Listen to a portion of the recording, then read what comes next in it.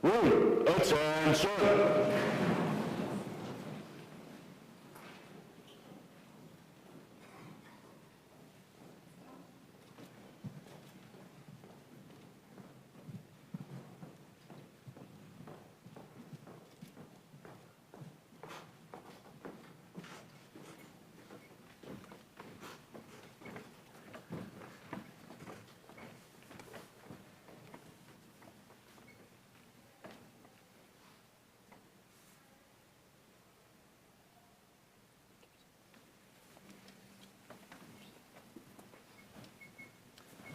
Ladies and gentlemen, it is my pleasure to welcome Dr. Travis Morris, Director of the Norwich Peace and War Center and the Executive Director of the Military Writers Symposium, to the podium.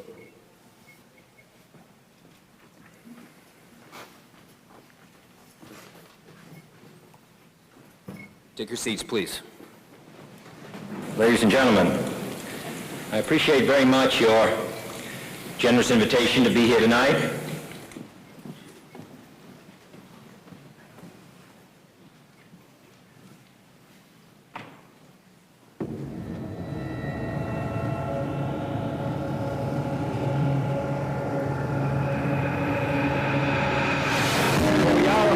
Around the world by a monolithic and ruthless conspiracy that relies primarily on covert means for expanding its sphere of influence, on infiltration instead of invasion, on subversion instead of elections, on intimidation instead of free choice, on guerrillas by night instead of armies by day. It is a system which has conscripted vast human and material resources into the building of a tight-knit, highly efficient machine that combines military, diplomatic, intelligence, economic, scientific, and political operations. Its preparations are concealed, not published.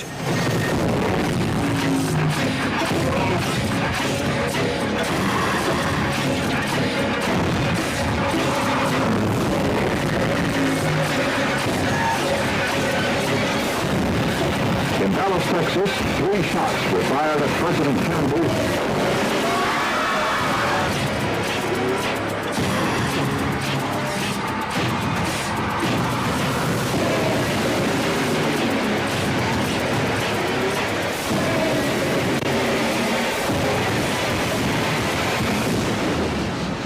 Welcome to Norwich's 2025 Military Writers Symposium. So if you cannot define the battle space, you'll lose it. Disinformation and psychological pressure are applied to fracture social cohesion and delegitimize authority. Winning requires integrated cognitive, informational, cyber, economic, diplomatic, and cultural power, not just military power. Adaptability is the new strategic advantage. Understanding perception is now as critical as understanding logistics. So welcome to the 31st season of Norwich University's Military Writers Symposium in Northfield, Vermont. It's a pleasure to have each of you here. Preparing leaders for the future has been Norwich's business for 206 years. It's what we do. It's what we always will do. The Military Writers Symposium is a signature event of Norwich University, led by the Peace and War Center. This symposium is the only program of its kind at American University, and we are incredibly proud to host it. The Military Writers Symposium has brought some of the most prominent military, intelligence, international affair writers to central Vermont. So this year we devote our attention to the topic, the Shadow Front, Unconventional Approaches to Warfare. So you have some of the globe's leading authorities on the subject sitting right in front of you, and you will hear from them shortly. So Jaden Lavecchia, Justin Agri, Dylan Zinke, and Ruby Knott, please stand. They're the ones responsible for producing that video. Let's give them a round of applause.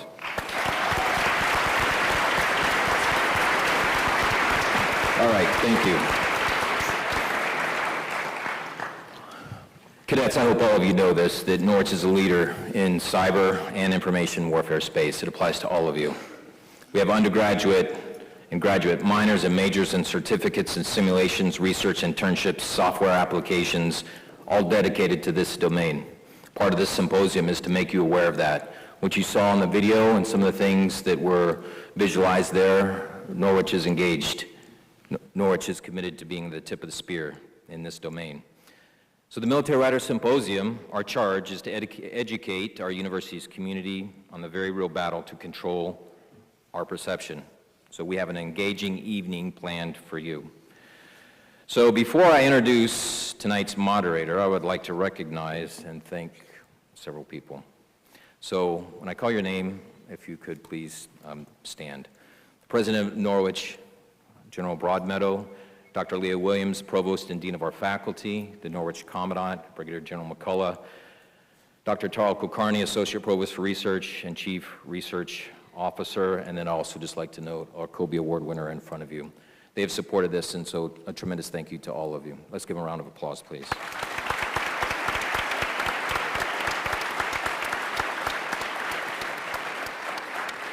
So I would also like to thank the alums and supporters who are both on and off campus that contribute your time, talents, and treasure. Our deepest gratitude also for the PMML in Chicago, whose generous support makes this event possible, and would also like to welcome all of those that are watching us online.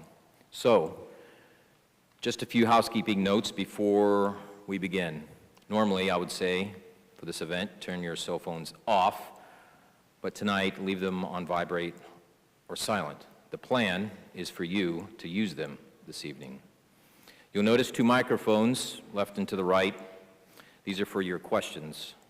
Towards the end of the panel, the moderator will let you know to start making your way to the microphone, and we expect you to have some great questions for our panelists. And don't be afraid to ask them some difficult questions. That's why they're here.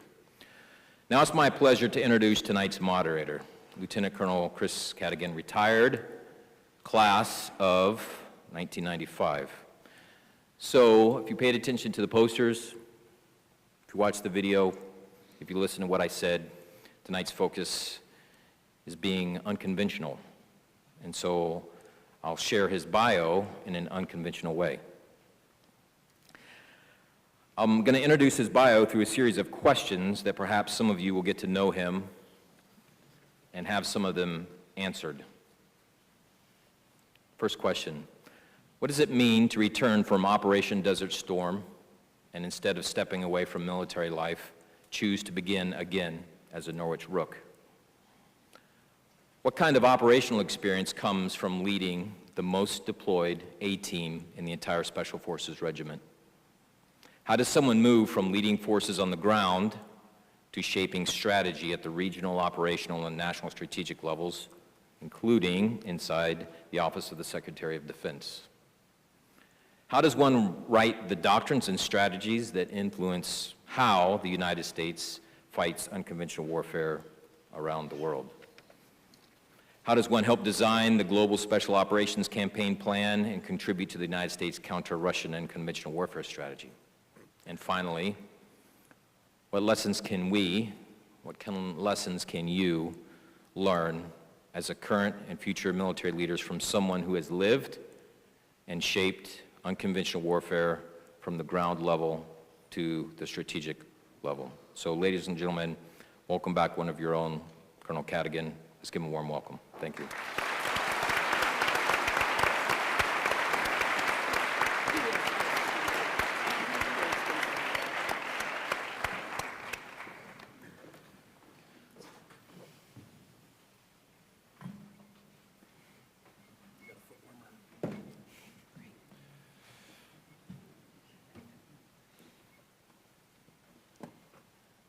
You might move a little bit.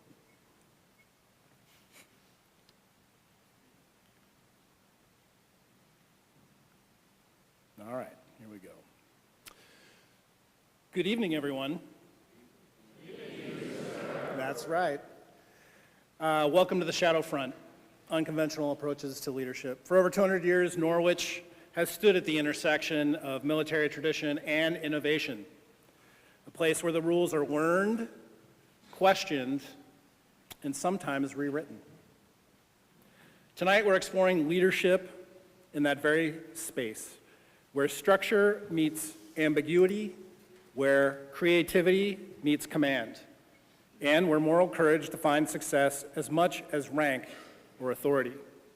So, I'll start with a simple, perhaps unsettling question.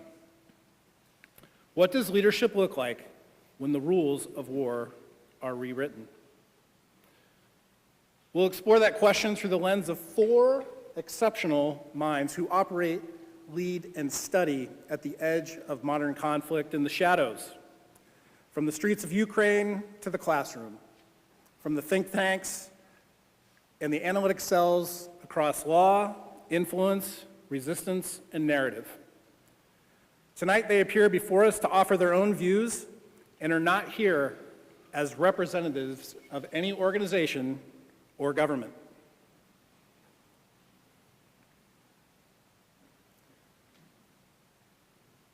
In a moment, I'm going to ask you to join me. But first, a brief introduction.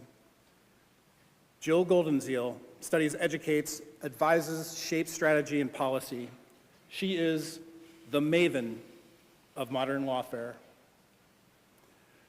Carrie Chavez studies and teaches conflict and the art of developing adaptive leaders. She's an educator shaping officers to navigate moral gray zones.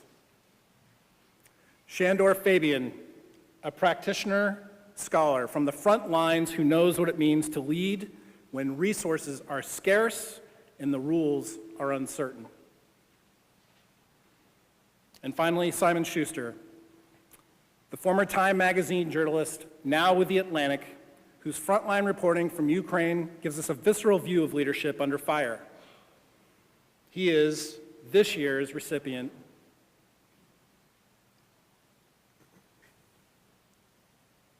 of the Military Writer Symposium Colby Award.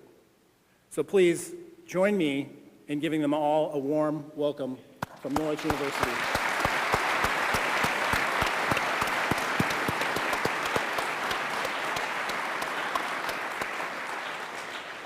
So each of you operates on a different front of modern leadership. Let's explore what leadership looks like when the terrain itself is contested. All right, so before we begin, take out your phones.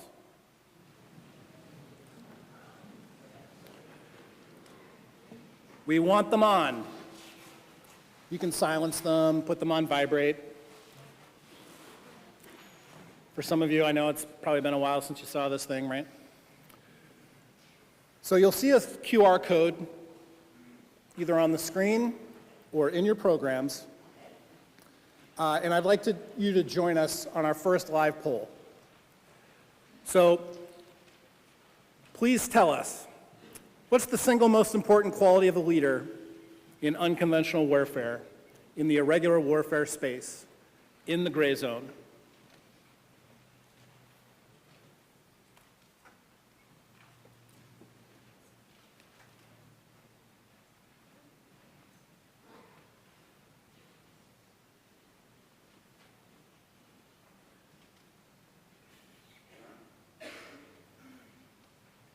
So we have flexibility and adaptability, expect the unexpected, temperance.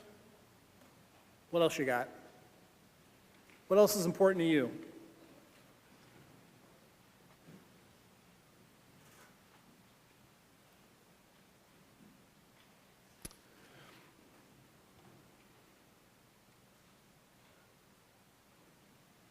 Integrity. While that's populating, as your words fill the screen, notice what emerges, okay? What this room believes matters most when certainty disappears.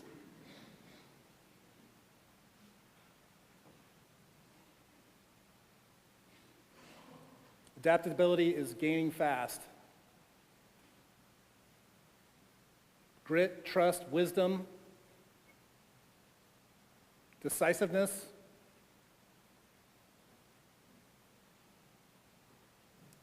audacity.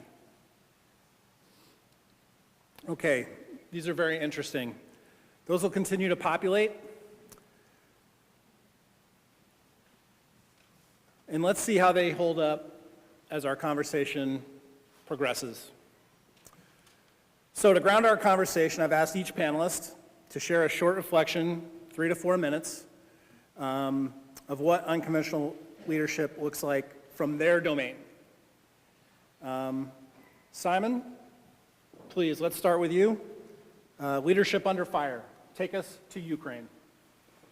Thank you so much for the fascinating introduction and this thought experiment. And it's a huge honor to address all of you here today. I thought this would be a smaller audience, so I'm a little nervous, if you'll forgive me.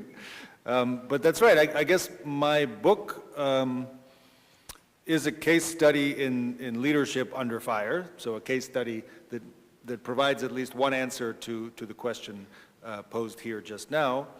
I would say adaptability is a clear answer in the case of President Zelensky, who I had the privilege of following around for quite a while in the early months of the full-scale invasion of Ukraine in 2022.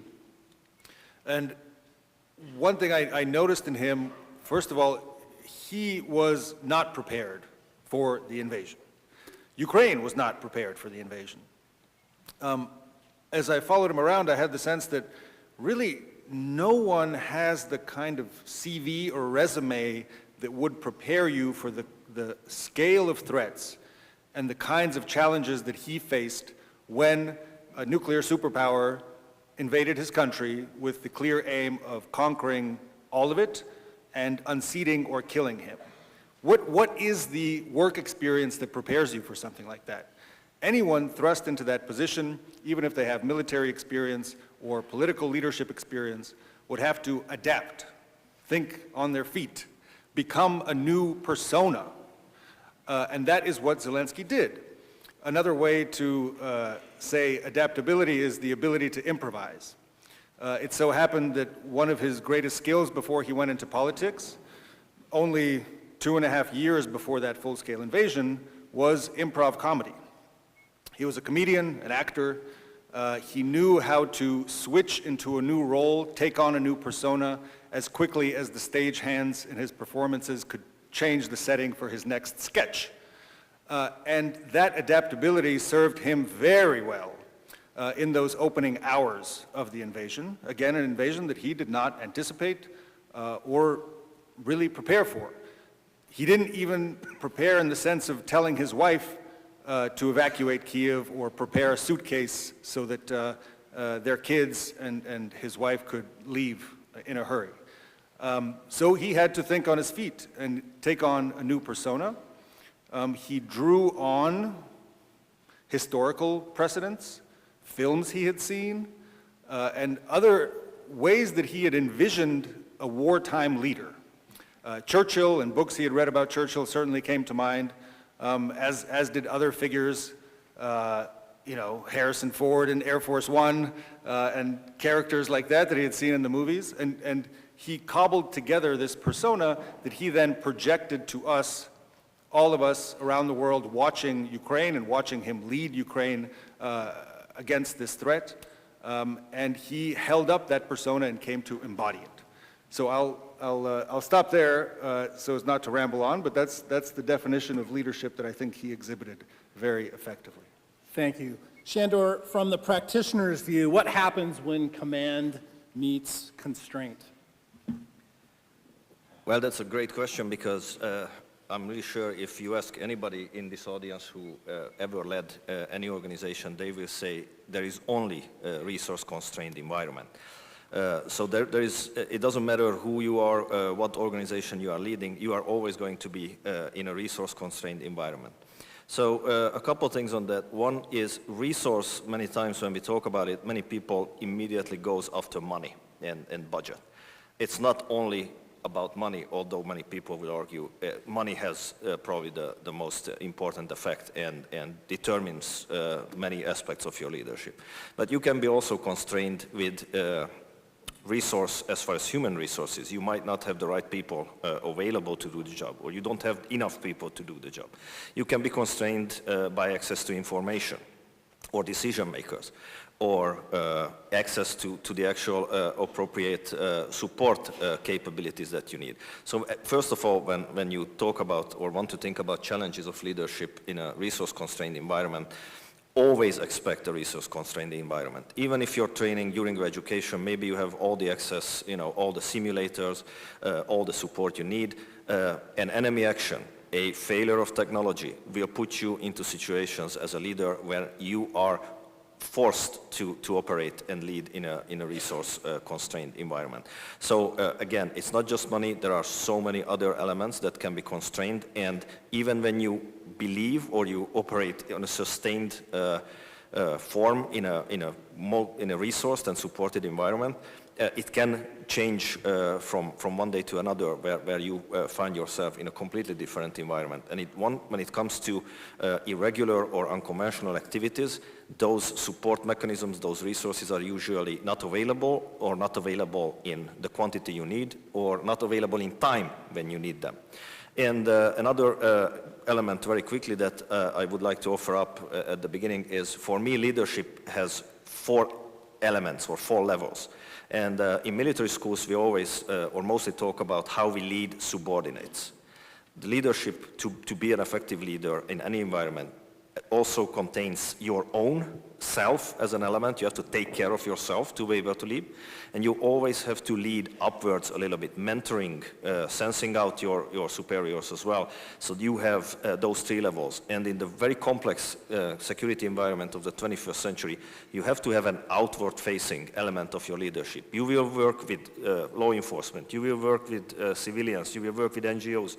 Those organizations do not have the same principles when it comes to leadership. They don't have the training. So you have to consider how you deal with other people, other organizations, other processes that you are working with at the same time. I will stop there. Thank you, Shandor. Carrie, what historical patterns tell us about how leaders adapt under irregular pressure? Excellent question.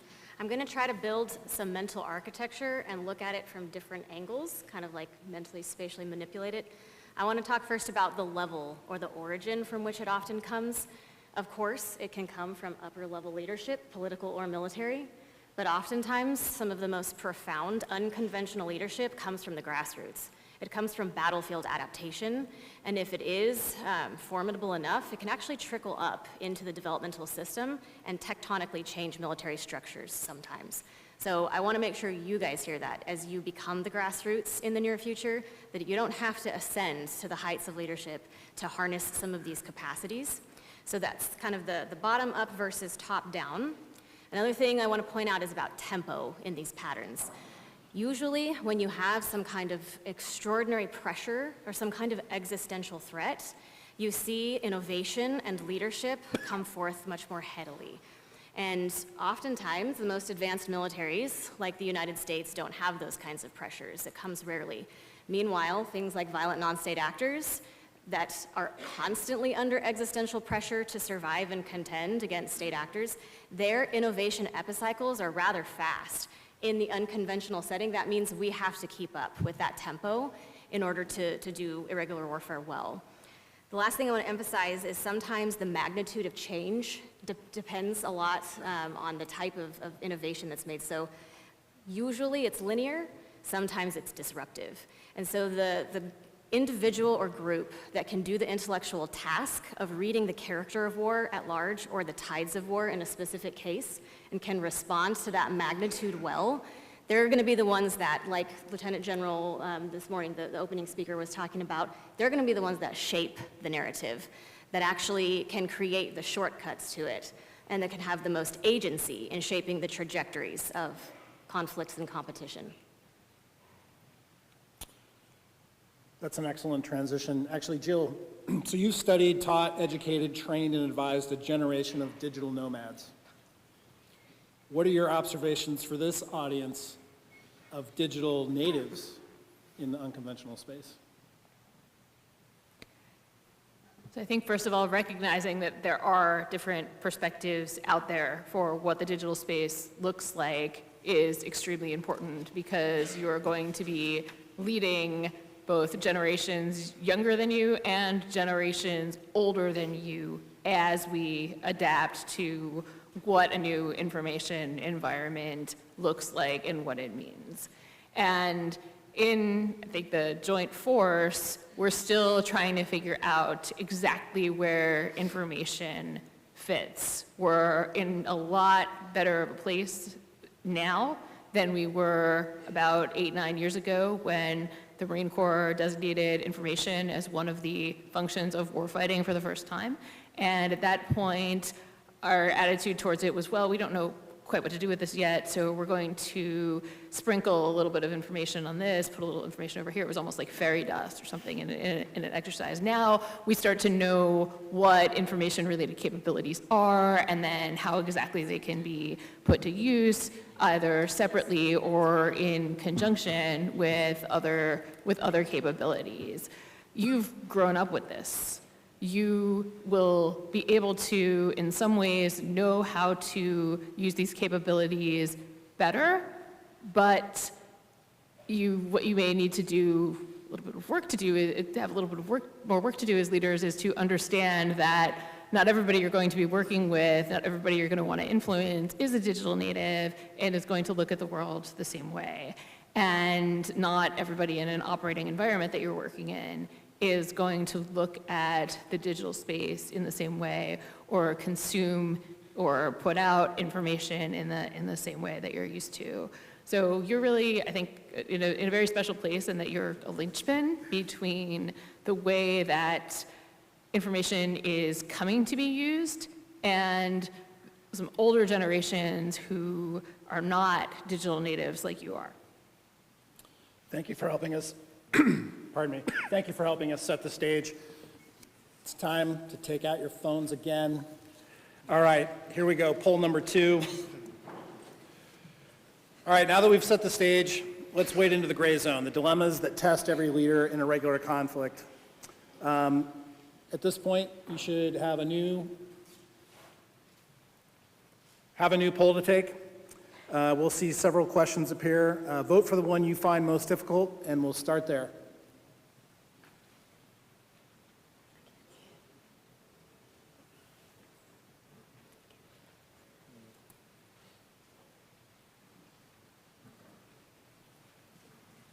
Okay, I think I'm confident enough that we're going to start with, when orders conflict with ethics, what defines true leadership? Ask your commandant. I'm actually 100% serious. He has better stories about this than me, and I'm not going to tell his stories, but I will say that the best leaders that I worked with in the Marine Corps, and these are the ones I got to know best because they were my colleagues who had served in Iraq and Afghanistan, knew what to do when law conflicted with ethics or ran up against ethics, and were not afraid to do it. And they made decisions that could have gotten them fired, but got them promoted instead because they did the right thing. So there's two parts to that, right? Understanding the law, understanding the ethics, and then making that, there's multiple parts of this actually, making the decision to do the right thing, and then actually having the courage to do it. Because not everyone who has the critical thinking to be able to understand what to do will actually have the courage to take that risk and get it done. Simon, what does that tension look like from the field?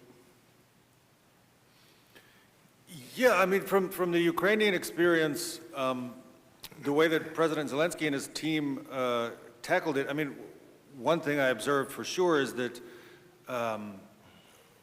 rules of conflict often start to seem academic when you're in an existential war. So there were certainly incidents, considerations, individuals who said, we don't have time to think about the laws of war. But where they ended up landing, sometimes to my surprise, was still in a very kind of ethical and humane place. The reason was often quite pragmatic or practical. President Zelensky and his team saw the narrative, control of the narrative, the way the world sees them, the way that they are perceived internationally as a critical strategic resource for their survival. They needed to maintain the goodwill not only of their foreign allies, the leaders in foreign countries, but the publics within foreign democracies, to keep those people on their side. And if they were making, or seen to be making, unethical decisions on the battlefield that violate the laws of war and so on, that would hurt their ability to maintain the trust, respect, and support of foreign leaders and foreign societies. So that's generally how they processed that question. Shandor, you talked about your 4 pillars of leadership. So how does that translate in a regular warfare when we're thinking about this tension, this conflict between leadership and ethics? Sorry.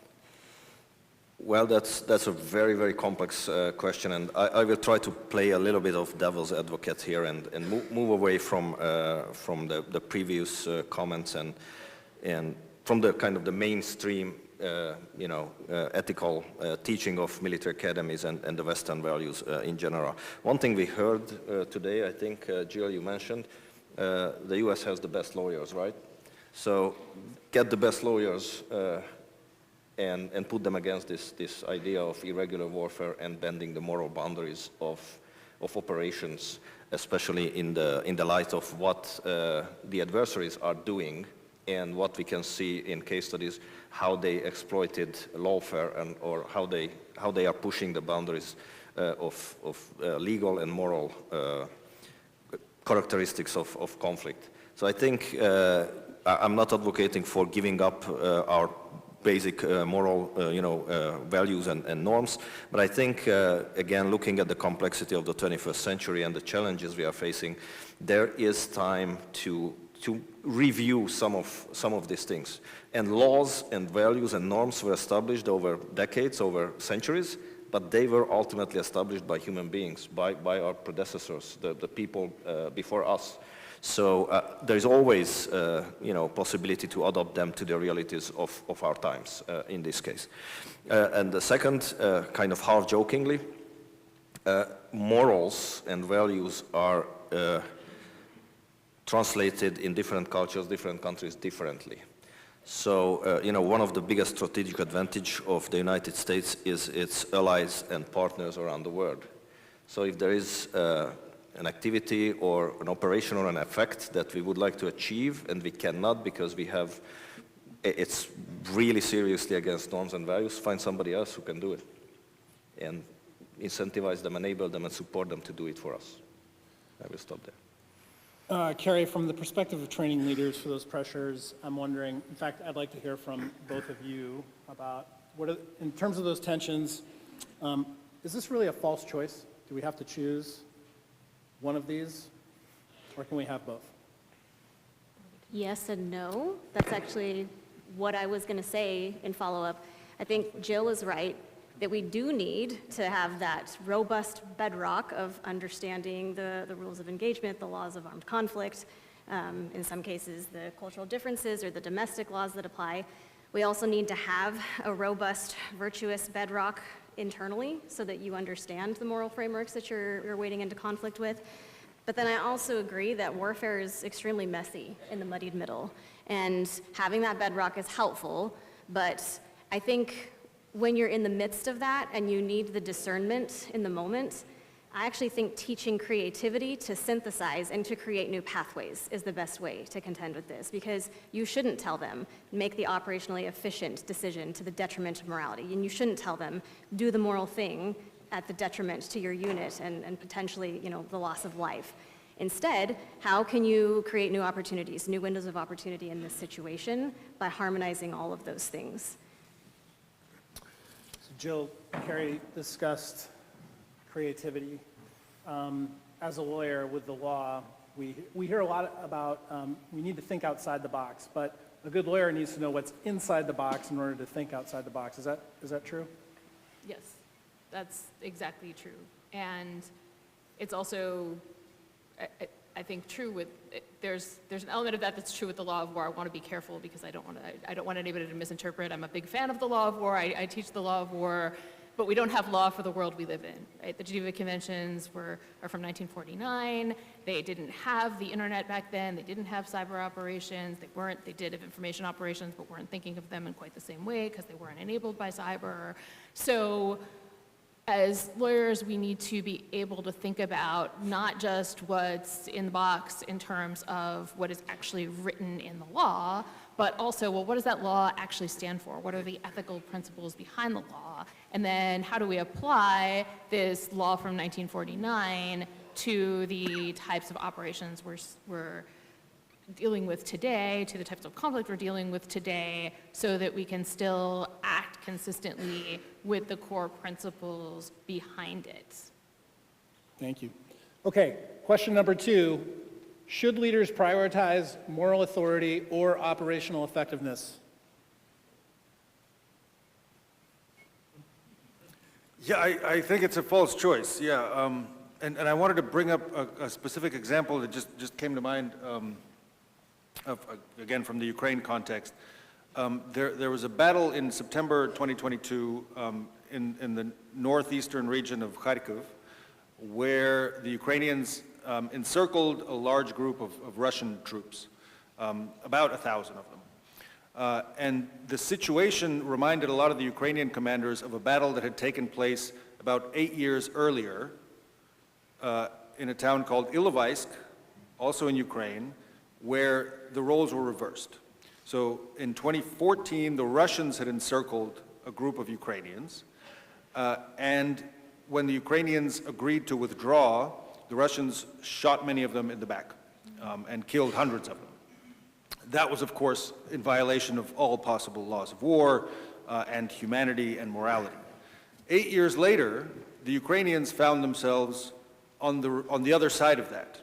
And I talked to Zelensky about this specific incident, and I asked him to tell me about the desire for revenge, an eye for an eye, to do the same thing to the Russians that the Russians had done 8 years earlier to the Ukrainians. And he said that that temptation was there. He felt that hatred for them. But the reason he said he didn't do it, he didn't name morality. He said it was a practical choice. He said, rather than shoot them, we can take them prisoner and trade them for our boys. So rather than taking the revenge that he said he was tempted to take, he made the decision to call on all the Russians to surrender, take them prisoner, and in that way make a trade with the Russians successfully. And in that way, he did the humane thing, but he also achieved a clear victory in returning troops that were POWs that were in Russian captivity. I also think it's a false choice. So I say this, the two things I'm about to say next, I say to all of my students, so congratulations, you are about to all become my students, right? Well, thing number 1 is law is the language that states have agreed to speak. Law is the language states have agreed to speak. It's our lingua franca. We have all agreed to a certain set of terms as the starting point, if not the ending point for discussion, and that language is international law, and in the case of law of armed conflict, the Geneva Conventions. The second thing is that law connotes legitimacy, and law at its best connotes morality. Law connotes legitimacy, law at its best connotes morality. So we have these laws of war that were created in order to say never again to the atrocities of World War II. And all of the states in the world, all of them, have agreed to them as their common language, right? It's impossible to get any 2 states to agree on everything, much less all of the states in the world. So that's a pretty big and important thing. And that's why when the law of war is broken, it is such a big deal. Not just in the eyes of the US and its allies and partners, but in the eyes of our adversaries as well, because whether we think they don't care, they have to care. There's a reason that they all come out and either deny it or claim that they didn't break it and they're interpreting the law a different way, et cetera. They have to care about it. So one of the purposes of the law of war is to achieve effective mission accomplishment. And yes, there are plenty of people that disagree with that, and I'm sure that it doesn't always enable effective mission accomplishment or look like it in a given instance, but it is there to give us that common language to draw on, that common really vision of morality, and that means something to the warfighter. Because by following that law, you are doing something that complies with the world's vision of morality. Right? What separates what warfighters do in war from murder is the law of war. Right? And that's because it connotes morality that the rest of the world has agreed to. So as somebody who believes in the law of war, and you can see I'm getting excited about it, I have to believe that that's a false dichotomy, because complying with the law of war does enable effective mission accomplishment and enable the warfighter to be able to go home and sleep at night. Not all of us are as exquisite of legal scholars, and that's, I think, going to make this a little more difficult for the layperson in future conflict. But I also want to push that there are some things that have not been legally adjudicated.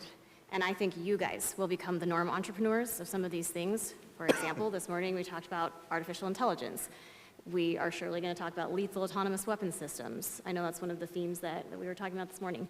And it's not clear yet, much less the norms, the laws. There's a lot that's undefined about it. And so I'm trying to think into those types of things. On things where the law is clear, you should know it, you should abide by it, insofar as it's in your ability to do that, and this is a false choice. Insofar as there are things that you guys are going to face that have a lot of moral gray zones, you guys are going to have to be the ones to define that. I also think unmanned platforms, to some degree, there's a lot of norm defining going on right now. One of our colleagues, Dr. Landgraf, was talking about the drone incursions in Poland. They don't fulfill the UN Charter Article 52 about the threshold for self-defense. Full-blown armed conflict, so what are they? That's the gray zone. So in these sticky, irregular warfare, unconventional settings, I think things are much less clear-cut, and what defines true leadership in those moments, I think part of it is initiative. Part of it is finding ways to synthesize the morality, the laws that you know, and the mission command. I know you guys have heard that term.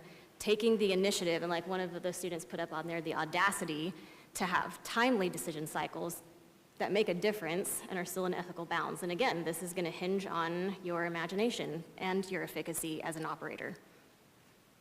Shandor? Yeah, I pretty much agree with everything that everyone said. You know, the question itself, the way it's posed, it's either or.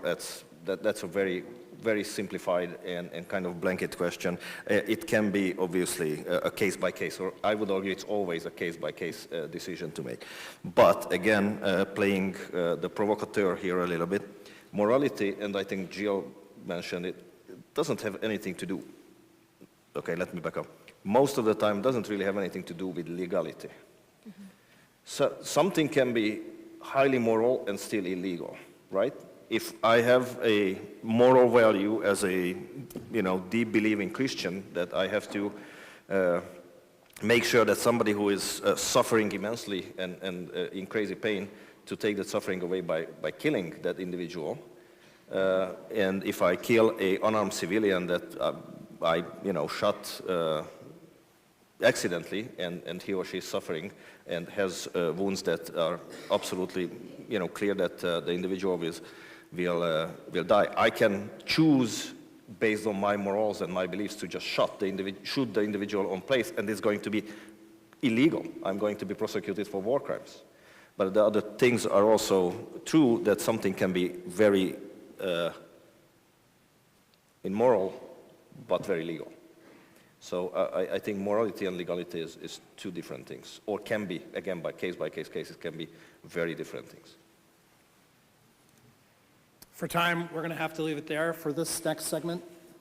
Okay, and now it's your turn to enter the fight.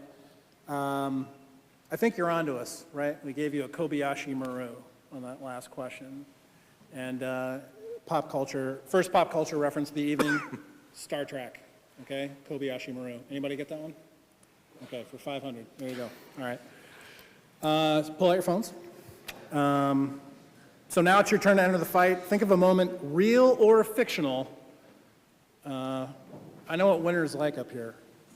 I know what winter is like, and when it gets cold and you don't want to go out, you tend to watch a movie or stream something. So real or fictional, from a book or a movie or a show you've streamed, where a leader's faced an impossible choice, like a Kobayashi Maru. What went right, what went wrong, and then send us a short version via the QR link on the screen, and we'll see how many of these you might be able to take on. Oh, all right.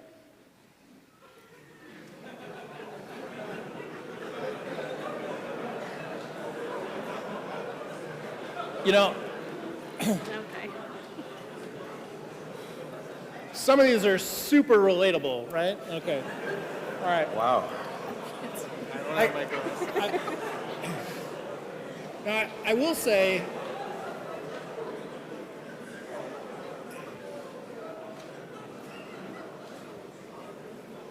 so what I will say is, if you think we don't know what yik yak is, oh yeah, we know. Okay. All right. So Reagan debating going into war with Russia in the 80s. Operation Overlord. President Truman and the dropping of the atomic bombs on Japan. Let's see. Wright descended the war.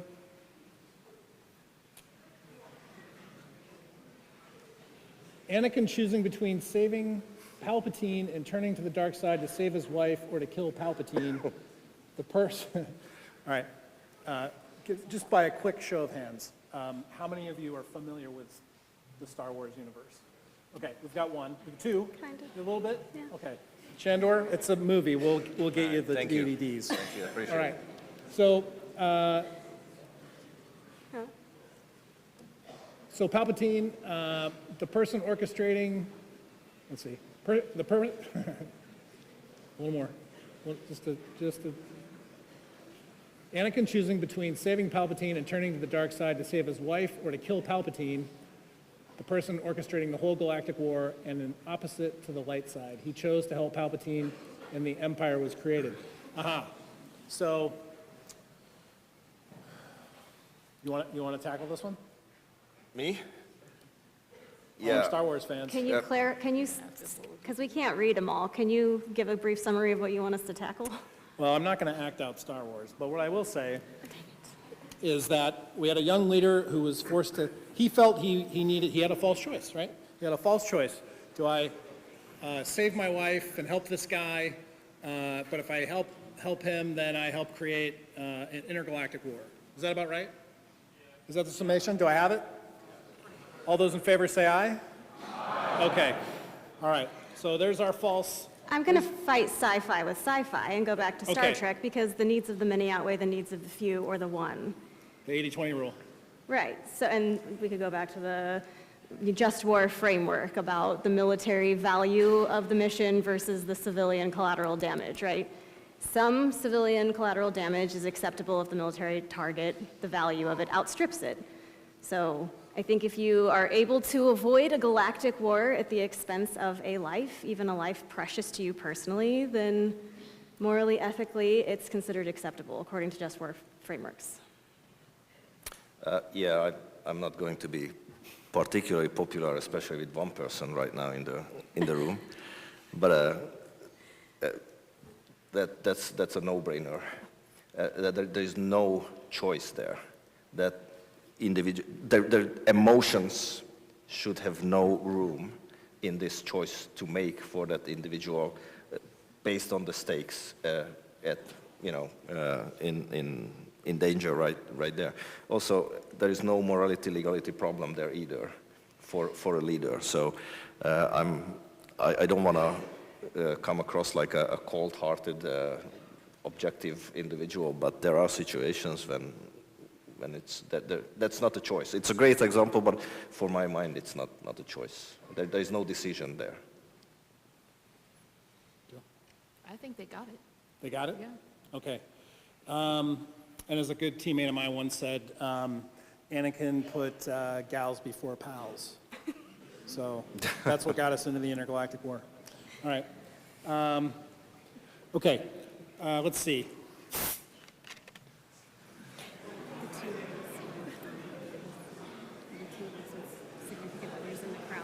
Yeah, the two. Yeah, kill them, yeah.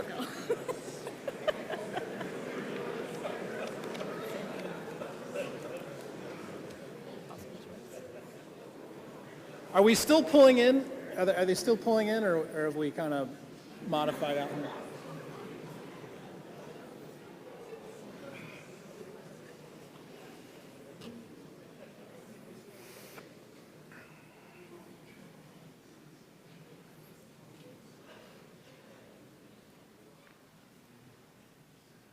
Okay, let's go. I think this is Abu Ghraib. Okay, so I think of any time that American warfighters were ordered to commit actions that go against what is ethical, such as those involved in Abu Ghraib. Abu Ghraib, is anybody, who knows where Abu Ghraib was? Anyone? Where was it? It's in Iraq. What is Abu Ghraib? When we say Abu Ghraib, what is it? It's a prison. Who was there?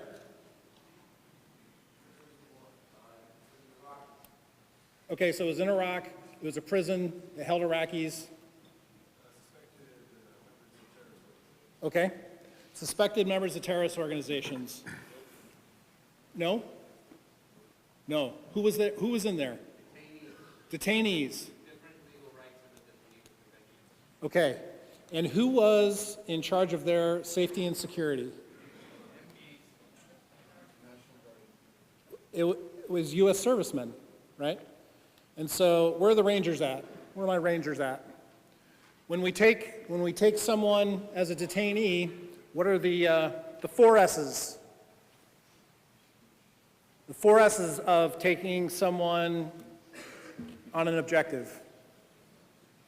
Secure, search, segregate, silence, right? Not necessarily in that order, all right? But secure and safeguard are 2 of those S's, right? So, really this question is about detainees with a legal framework to help support their legal rights under the security and safety of U.S. service members. What do we remember from that moment? What does the world know about Abu Ghraib?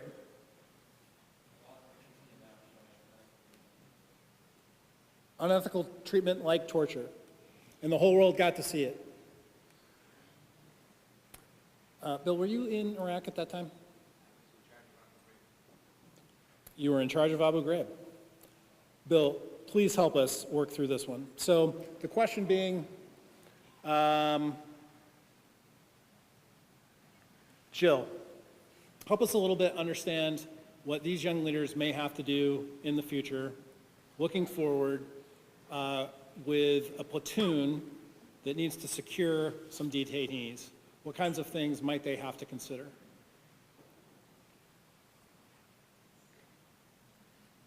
I'm looking in front of me and knowing that there are others who are much more qualified to answer this than I am. But from an ethical standpoint, I think as leaders, you need to understand that the desire for revenge in that kind of environment can be very strong. And you need to be able to lead people not to give in to those instincts. And that is much easier said than done. And I mean, everybody here thinks they can do it, right? Thinks they're going to be the one to stand up to that.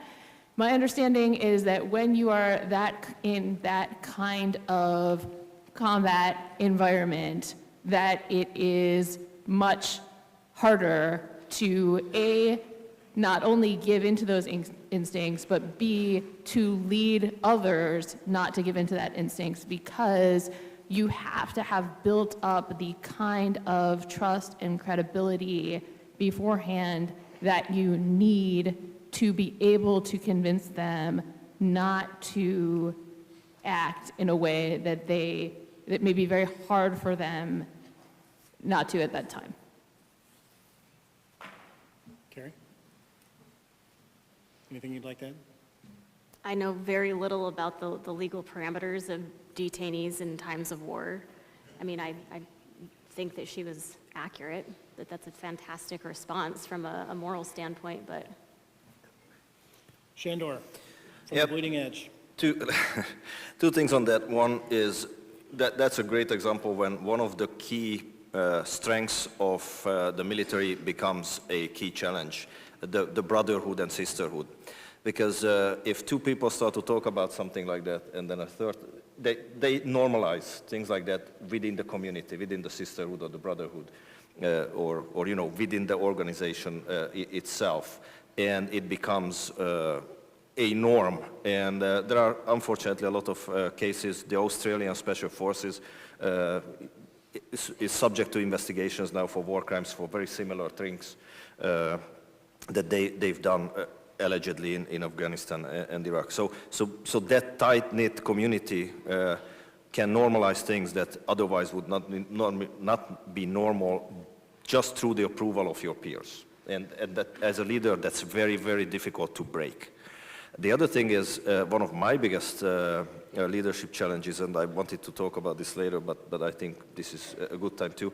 Probably the biggest challenge is to punish your fellow soldiers, airmen, Marines, and sailors, especially those who you lead, who you train, who you form, who you mentor, who you shape into young men and women, and you want them to be their best, and then it's going to be a personal failure seeing them do things that are immoral, illegal, and so on. So you have to deal with that. Again, that's why I said leadership is very important. The self element is very important for leadership too.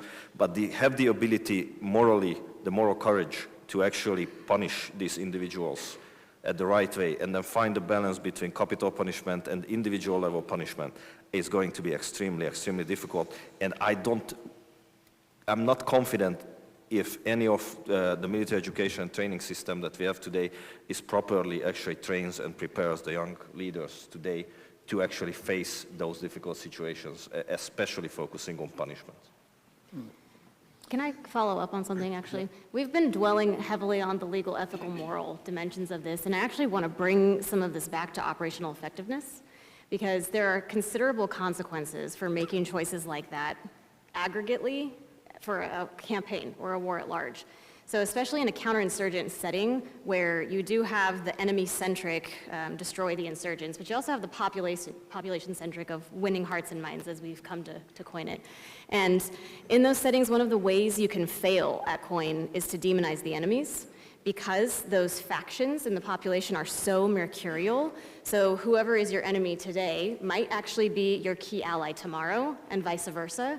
And so learning to navigate the political structures, which I think we prepare our soldiers and airmen and guardians, et cetera, poorly for understanding those political tides. We do much better at the operational things, but understanding the way that a choice like abusing detainees outside the legal parameters, how that can impact you down the line and potentially diminish your ability to get time-specific and context-specific intelligence that's going to allow for a war-winning enterprise. We need to teach our young people to think strategically, including some of those political factors, and that might help us to transcend some of the more emotive, raw, revenge motivations. If you can do some cost-benefit calculus and realize that this is really not worth it, either individually or aggregately, then that might help us to lead others. Bill, I don't want to put you on the spot, but we'll get you a chair if we need to up here.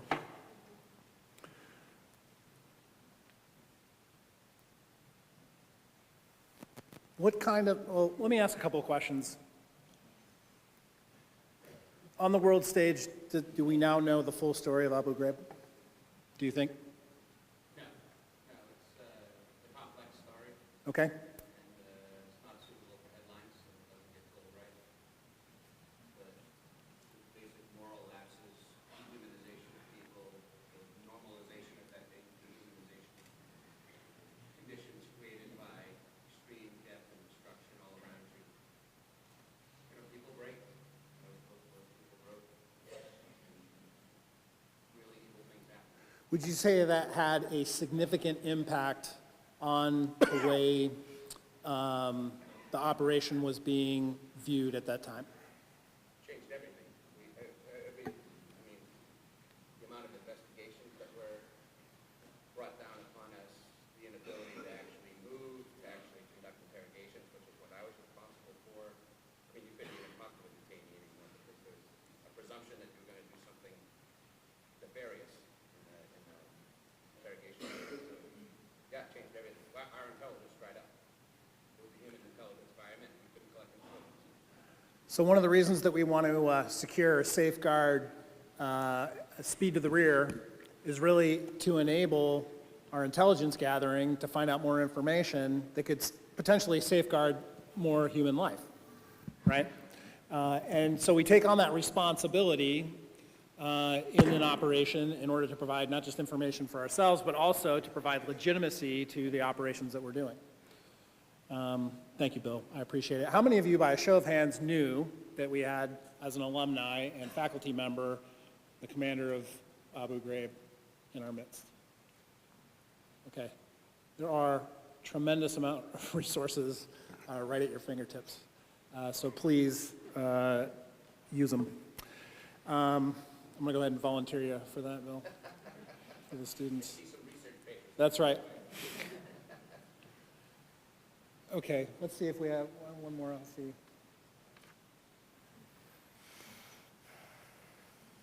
We're coming close on time, so. Lone survivor to kill or release sheep herders. Okay, Marcus Luttrell, former, Marcus Luttrell was here, what year was that? This is a couple of years ago, right? Marcus was here.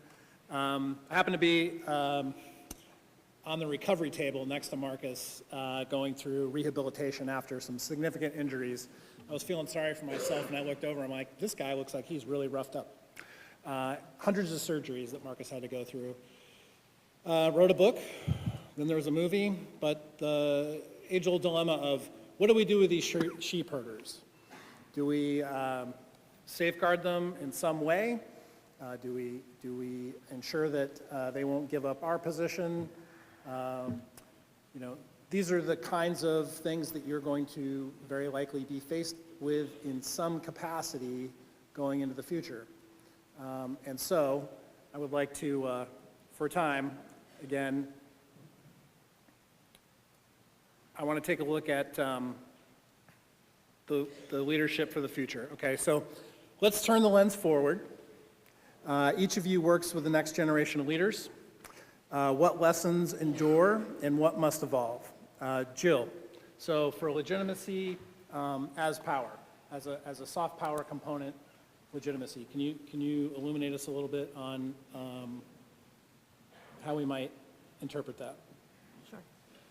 So for those of you at my talk this morning, you heard me talk about lawfare and about how legitimacy affects the will to fight.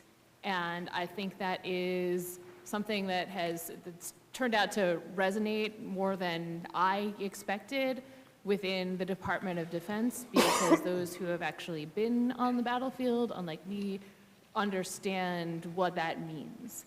And that will to fight is going to become even more important, certainly as we potentially, I hope not, but move towards, as great power competition with China heats up, and as I hope not, I hope we don't move towards armed conflict, but we may, really being able to bolster our own legitimacy or undermine the legitimacy of our adversary is going to be extremely important. Understanding that they are already trying to do the same thing to us is also going to be extremely important. Law is very much a part of that. It is our shared language with our allies and our adversaries alike. And the more that we can come to a shared understanding of what international law means with our allies and partners, the stronger our coalitions and our foundations our shared foundations for entering into conflict together or partnering together in competition will be. Carrie, in terms of preparing officers for unpredictability, what would you say, what kind of lessons endure for you? I talk to my students a lot about the command being more elevated in command and control. I think future warfighting contexts are becoming more complex. So I want to contrast that with simple, where things are linear, you have known knowns and known unknowns that you can discover for yourself. You have some that are complicated. I think we've had complicated war theaters for quite a while, but I think they're increasingly becoming complex as they become more multi-domain, as the levels, the tactical, operational, and strategic are more compressed and converged in space and time and windows of opportunity.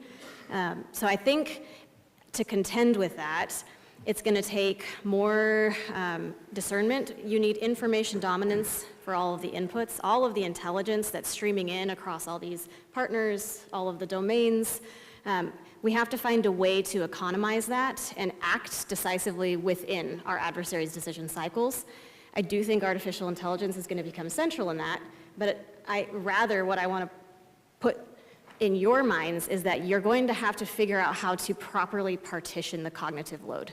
I actually think artificial intelligence is going to make the human more important in future warfare. It's not going to replace them. It's going to complement them. And so figuring out those contexts where we have high quality data, but where context and human judgment is crucial because there's no consensus, that's where human-machine teaming is going to happen. There are other quadrants where it's going to look different, but that's the most important one for you guys to master.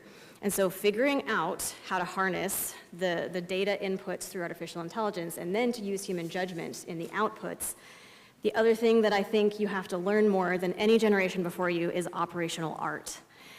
Historically, you could be excellent tacticians, and I think all the military branches are pretty good at teaching tactical excellence. I think we're also fairly good in some of the war colleges at teaching strategic prowess.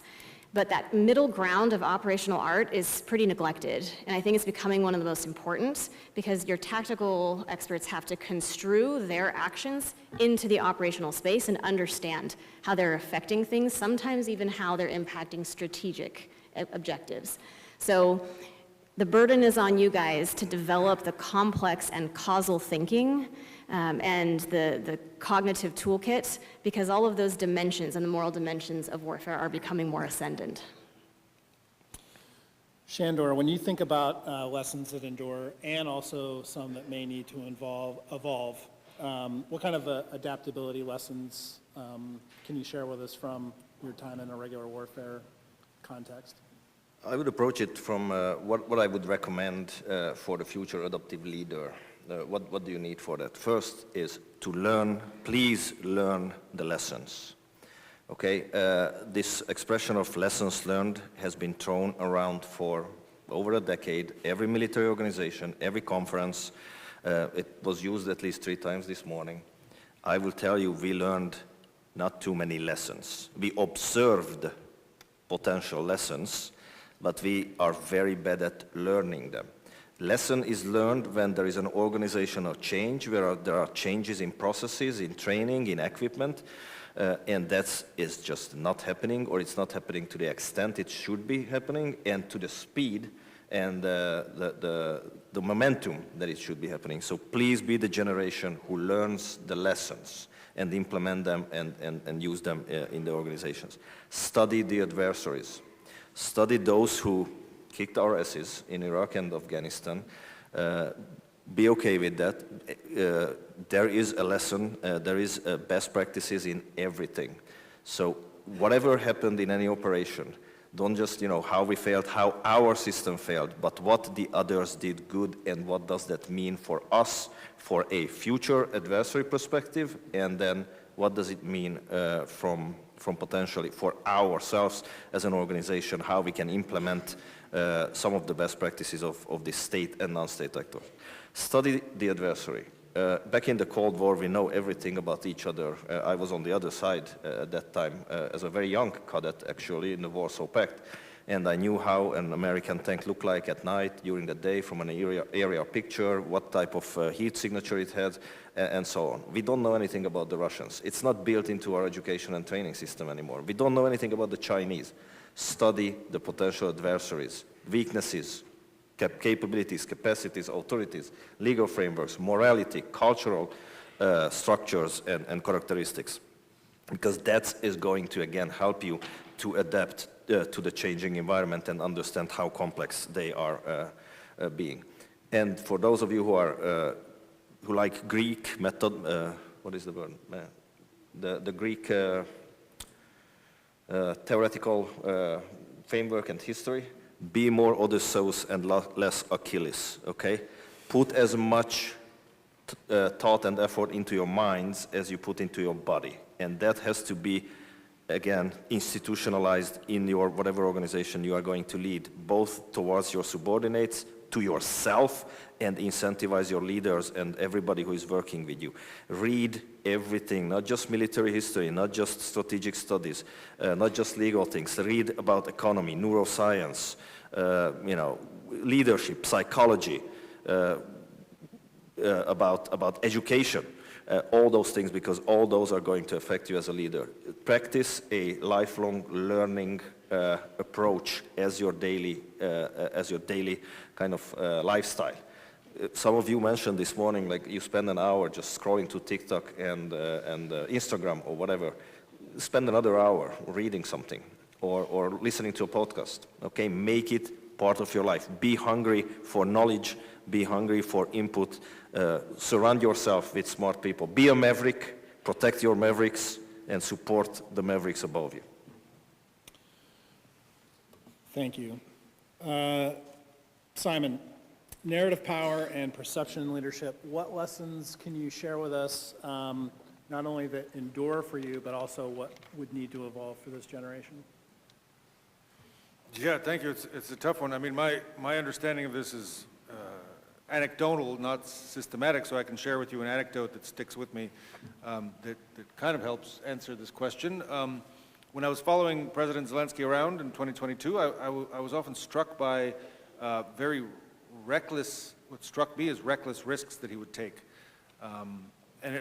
His tolerance for danger was much higher than mine, and remains so. So I was often like, we would go somewhere close to the front, and he would insist on, going very close to the Russian positions.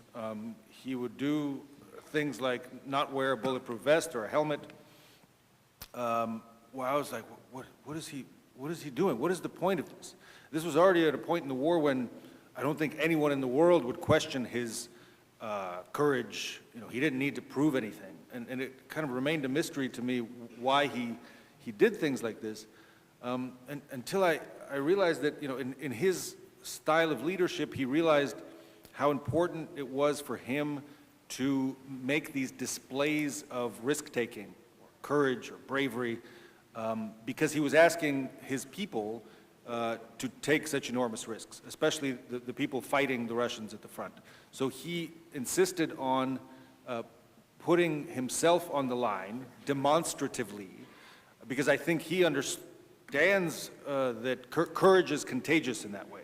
If he was showing that he was willing to very visibly and somewhat recklessly risk his life, I think he felt that it would encourage his troops to do the same and more of his citizens to volunteer for the armed services and to fight. So courage is contagious, but it can also get you in danger. Sometimes, I guess I don't want to encourage anyone here to take those kinds of reckless risks. Sometimes I often found myself wishing that he felt more fear, because fear can protect him. Fear could make him be a bit more cautious, especially when it became clear how important he was to as a symbol of the nation, to the diplomatic efforts and so on. So I think maybe finding that balance between fear and courage, both of which are contagious, both of which can inspire the same in the people watching you. I often wish that he would find a greater balance, but he certainly would err on the side of these demonstrative shows of risk-taking as a form of leadership.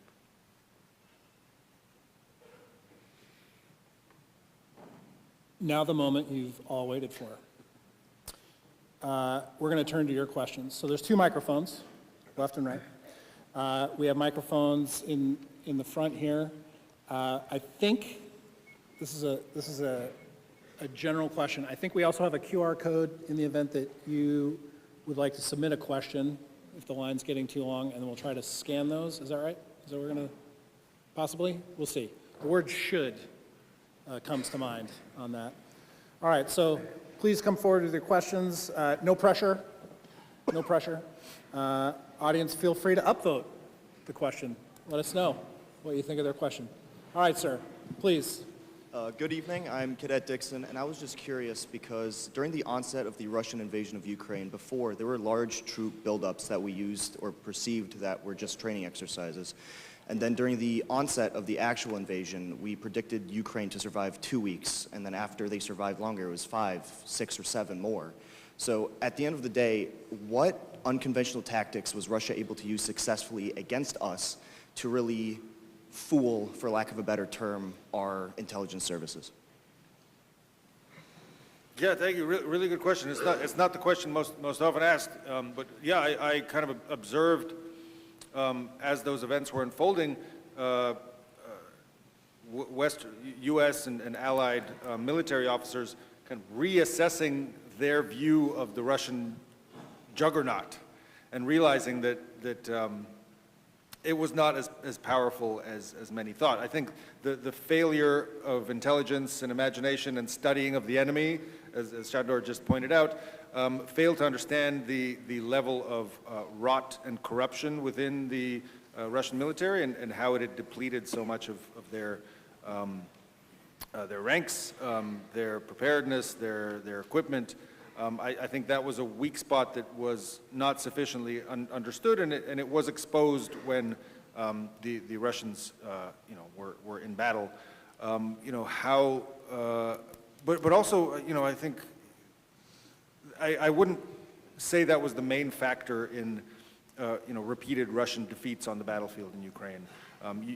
Ukrainian ingenuity and, the ability to rally support from the international community.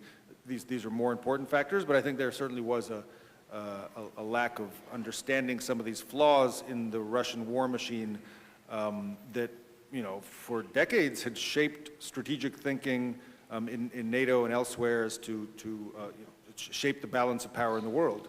And I think when the Russians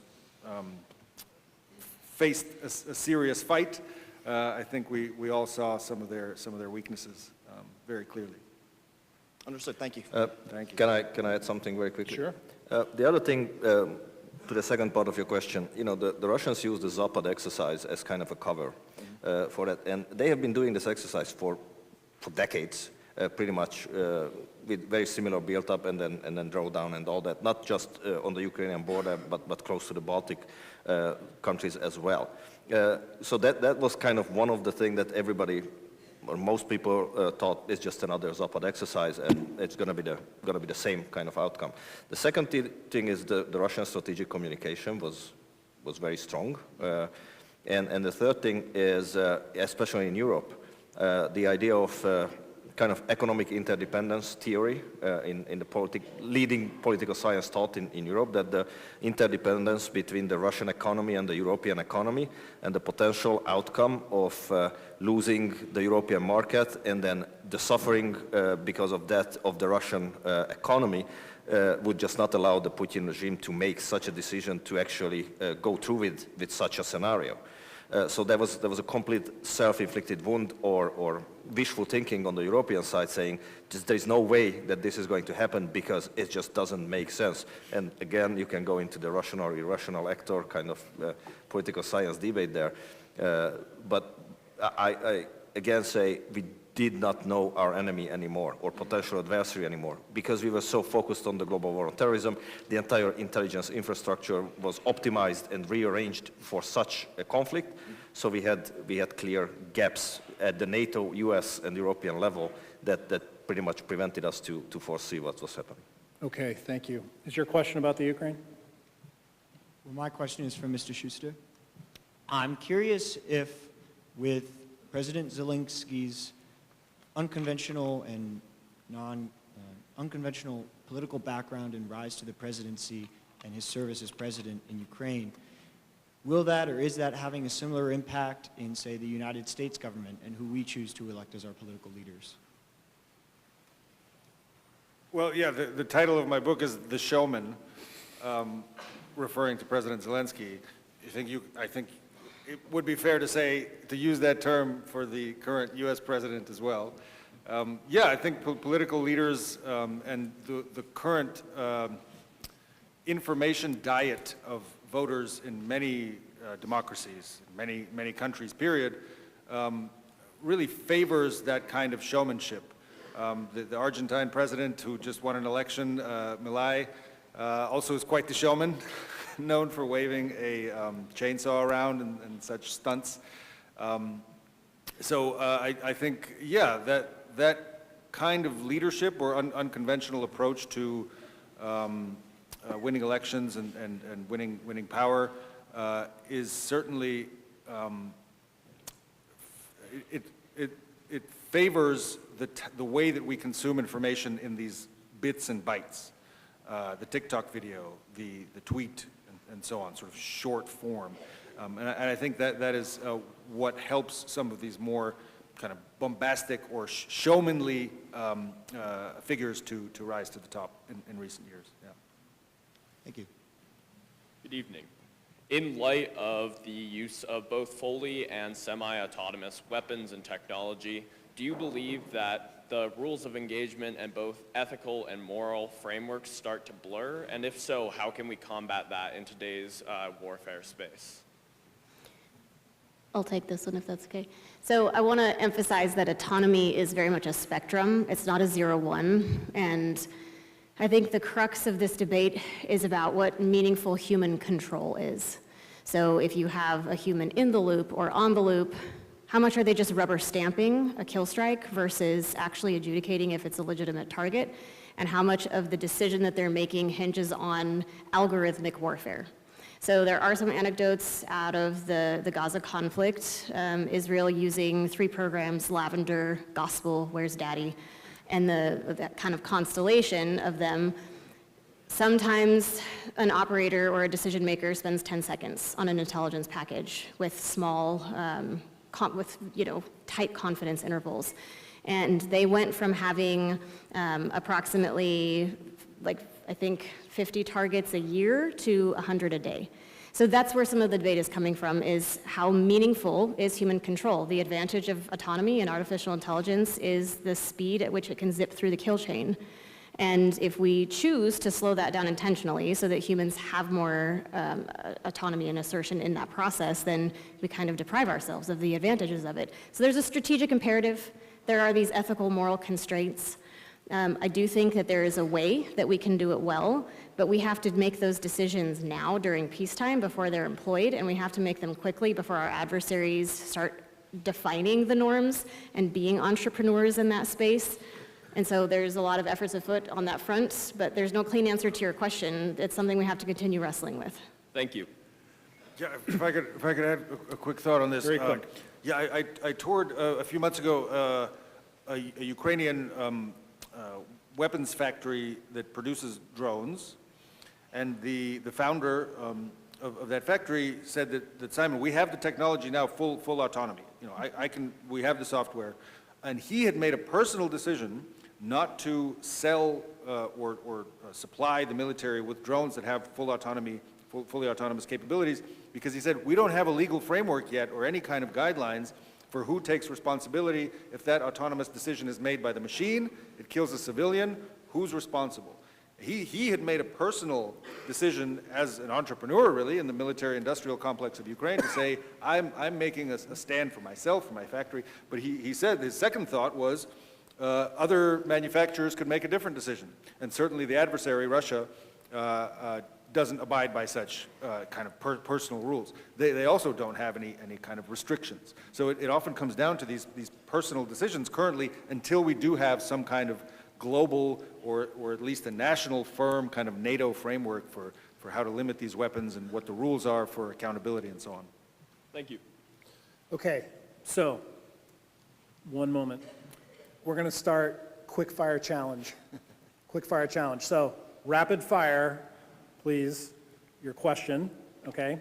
And then we're going to go back and forth. We're going to get as many questions in, and we're going to try to very quickly cover as much of that runway as we can, okay? All right, go ahead. Got it. So how should future public sector leaders deal with the private sector where all of the emerging technologies such as artificial intelligence is being developed? How should they manage the private sector and direct their interest to America's national interest? I'm going to take this one. As a former member of the Defense Innovation Board staff, what I can tell you is that it would be a fallacy to think that all of the technology that's happening in the world and in the United States is happening in the private sector, right? So for the Tony Starks out there, what I can tell you is a lot of the technology that you have on your phone came from the military, right? It came from the defense industrial complex, focused on putting technology and capability into the warfighter. So that's the number one thing I would tell you. A lot of people sort of want to skip right past that and just say, we should do things just the way Google does, right? As an example. Google is moving hard and fast, especially when it comes to quantum computing and speed, right? I think just last week they had another announcement about temperatures and speed times. But there are lots of companies out there that are doing a lot of great work, and many of them are doing it on behalf of the US government. So it's really about partnering, just like partnering humans with artificial intelligence and putting technologists down inside of organizations so they can understand the problems that are happening at the user level across the operational spectrum. That's really the way to go. It's about pairing. Does that make sense? It does. Thank you, sir. Okay, did anybody else want to add to that? Okay, next question.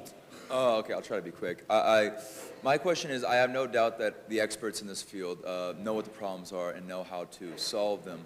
My question is exactly, when it comes to the execution on these things, I don't have full faith that a whole society approach or any other quick program that we could in place would actually satisfactory. Basically, what I'm trying to say, I don't think a program in a short term, like 5 to 10 years, could well inform our people on these problems and have effective combatives to these issues. I feel like education would take generations to really come around. I mean, we can't even have policies decided on in our government in a quick, timely manner. How are our democratic nations going to really catch up to our adversaries in this field? I feel like that, I don't know if you guys have any kind of suggestions on this, but I'm not very convinced that there's going to be any quick or easy answer that we can really Beyond the fact that this is an entire research paper that you've just outlined for us, I think, we do have experts that could comment that from a variety of different ways. Now, I was listening for the interrogative ending to your sentence because I wanted to hear what your question was. What you need to do is do some of the reading that they've suggested in order to convince yourself yes or no and validate your developing argument, right? Yeah, I guess, I consider that our national ethos right now, I feel like, is being corrupted and fractured at a very increasing rate. Do you think, just in a short answer, that we have the capacity right now in 5 to 10 years to catch up to our adversaries in this field? We need to scale Norwich. Can I just say one sentence that was 3 years ago very provocative, controversial, and unacceptable in Europe, and now a lot of countries are doing it? 21st century version of conscription, nationwide conscription, and make it the primary educational platform for the young generation and some of the middle-aged people to be educated on these problem sets. And again, conscription unacceptable, undemocratic. We, abolished it many years ago, and now most European countries started to reintroduce it because they understood that there is a problem, that they need a societal discourse on that. And one way to do it, not quickly but quicker, is nationwide conscription. So the other thing I would say is some of your observations are about downstream, right? This is the effect. So some of the upstream fixes, things like physical education in schools, that kind of thing, good lunches, right, nutritional lunches in schools to help with their brain development so they can learn more. And we have, lengthen the academic day. There are a number of different approaches to help get at your argument in terms of like what's upstream. So that's another way to think about, this is your observation, this is where we're at right now, how did we get here, and what do we need to do to get back online? Does that help? Yeah. Okay, go ahead. Now, I don't think anybody's going to question the hegemony that America has when it comes to its military technology, but with that hegemony, is it possible that it will lead to failure in imagination and therefore needless defeats? It has. That's why we are where we are and why he has the skepticism he has. But to answer both questions at once, we can solve some things partially in the next 5 to 10 years, and we can keep striving with our partners and allies to outstrip our adversaries in this process if we make the right choices. And some of those choices are yours. So take good notes and study up. Mr. Drain. I am Mitchell Drain. I have a question primarily for Mr. Schuster. So with military journalism, it's often limited which journalists can be embedded in military organizations for fear of wrong information being out or just trying to have some sort of control of public perception. How do you balance your journalistic integrity if, for example, you witness while embedded something that could be considered immoral or unethical? How would you balance trying to maintain that access to that military body to get that good information out there while still delivering to the public information that is true and not trying to hide any information? Yeah, it's a simple rule that my editor told me. If you're trading access for your honesty, then you're doing something wrong. Access is never worth it. So you tell the story the way you see it, the way you find it, the way you observe it and report it. If that cuts off your access, then so be it. He told me, and he turned out to be right, that over time, honest reporting wins you trust and respect, even from the sources that may at some point have cut off your access. That has been true. There were moments when my reporting, articles that I wrote, pissed off Zelensky and his team, and they kicked me out for 3 months, 6 months. But over time, they would invite me back in because they respected me and trusted me to kind of tell an honest story, which I think in the long run also benefits them and their society. Thank you. Thank you. Very regretfully, we are out of time for questions. This is what I'm going to tell you. If you had a question and you haven't had a chance to have it asked, please come up immediately following the panel and we'll answer your questions, okay? So if I could please ask you to return to your seats, but be ready to come on up after the panel. We'll answer your questions. Okay, last poll.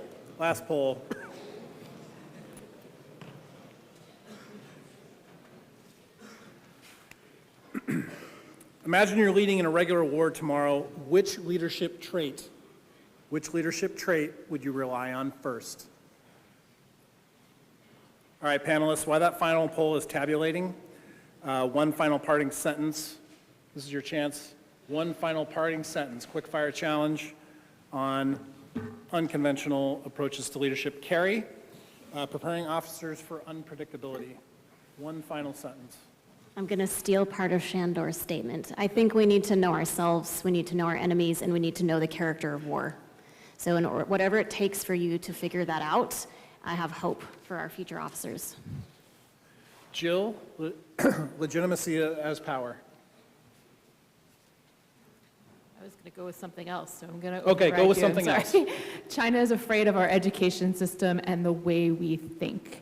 They might be able to match us or even outmatch us with technology and certain capabilities. They cannot match our education system and our free speech and information environment, and they are seriously afraid of that. Use your time here wisely. It may be the most important time you spend in training.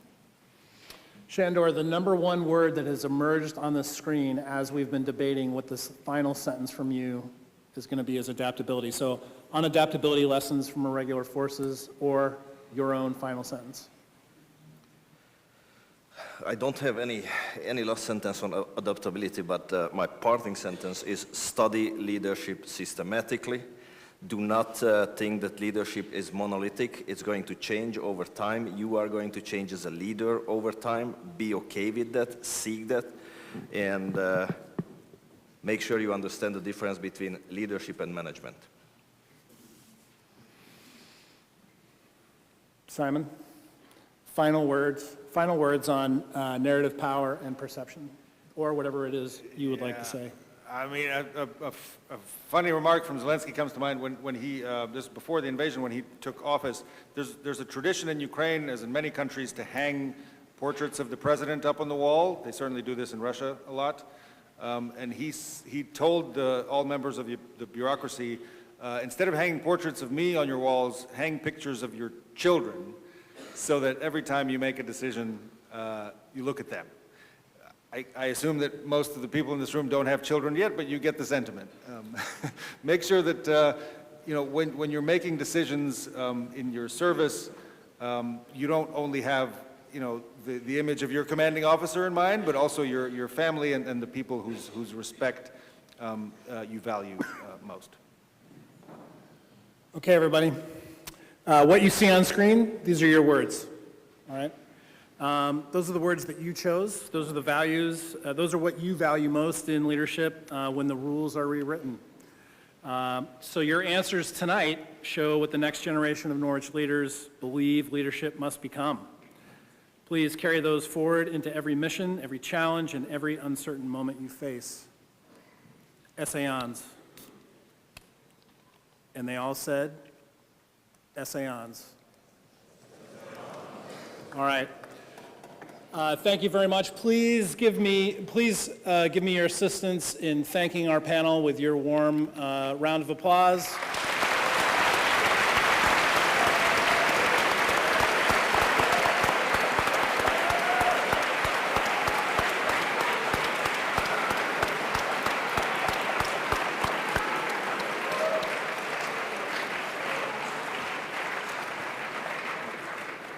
For those of you who have additional questions, please come on up.